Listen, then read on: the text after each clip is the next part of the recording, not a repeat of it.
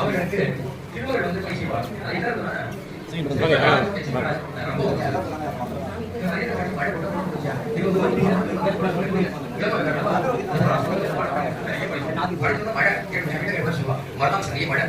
மழை வேணும் அப்படின்னா இந்த வகையில் படிக்கும்.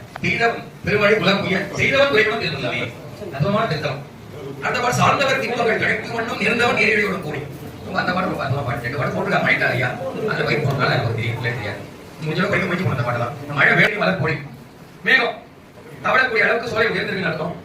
வண்டுகளே மேகம் போல உயர்ந்திருக்குன்னு அர்த்தம். கனி சோழ இருக்க தேனெல்லாம் வருகை வண்டுகள் கணிப்பா இருக்கு அப்படி ஒரு அர்த்தம். இயற்கை வளங்கள் சொல்றாரு.